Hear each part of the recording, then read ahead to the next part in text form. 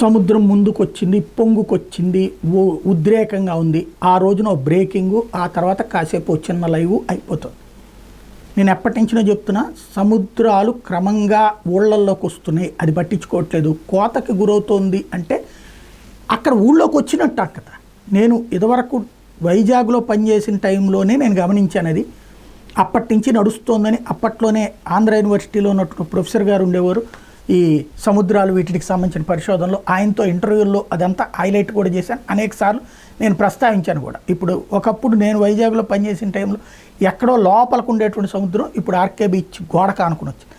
అట్లాగే భీమిలి దగ్గర అప్పట్లోనే శ్మశానం అయి ఉండేది, ఆ శ్మశానాలని కూడా దాటేసుకుని రోడ్డు దగ్గర దాకా వచ్చేసింది అప్పుడే సముద్రం. నేను ఆ రోజునే ప్రస్తావించాను, భవిష్యత్తులో ఇది అత్యంత ప్రమాదకరంగా మారబోతుంది, దీనికి ఏంటో ఆలోచించుకోవాలండి. ఆలోచించడానికి మన చేతుల్లో ఏం లేదు. ఇప్పుడు ఇది అధికారిక లెక్కల ప్రకారం భారతదేశంలో సముద్రం టోటల్గా 48% పెరిగింది. అంటే అర్థం ఏంటి, సముద్రం ఊళ్ళల్లో 48% లాగేసుకుంది. ఇదివరకు 7,516 కిలోమీటర్లు ఉంటే ఇప్పుడు 11,000 కిలోమీటర్లకు వెళ్ళింది.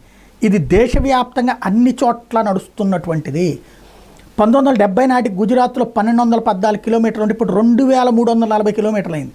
చూడండి, ఏకంగా దగ్గరగా 1,100 కిలోమీటర్ల నిడివి పెరిగింది. మహారాష్ట్ర 652 నుంచి 877కి వెళ్ళింది. గోవా 101 నుంచి 193 కిలోమీటర్లకు పెరిగింది. కర్ణాటక 280 నుంచి 343 కిలోమీటర్లకు పెరిగింది. కేరళ 569 కిలోమీటర్ల నుంచి 600 కిలోమీటర్లకు పెరిగింది. తమిళనాడు 906 నుంచి 1,068. ఆంధ్రప్రదేశ్ కూడా 973 కిలోమీటర్ల నుంచి 1,053కి పెరిగింది. ఒరిస్సా 476 కిలోమీటర్ల నుంచి 574కి పెరిగింది. బెంగాల్ 157 నుంచి ఏకంగా 721 కిలోమీటర్లకు సముద్రం పెరిగింది.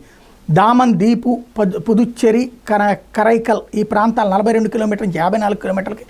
యానాం, మహే, లక్షద్వీప్, మినికోయ్ ఐలాండ్స్ 47 నుంచి 42 కిలోమీటర్లకి. లక్షద్వీప్, మినికోయ్ ఐలాండ్స్ వచ్చాడు 132 నుంచి 144కి. అండమాన్ నికోబార్ ఐలాండ్లు ఏకంగా 1962 నుంచి 3,083కి. టోటల్గా 7,516 కిలోమీటర్ల ఉండేటటువంటి విస్తీర్ణం ఇప్పుడు 11,098 కిలోమీటర్లకు పెరిగింది. అంటే అంత తీరం, అంత ప్రాంతాన్ని సముద్రం ఆక్రమించుకుంది. ఇంకా ముందుకు వస్తుంది.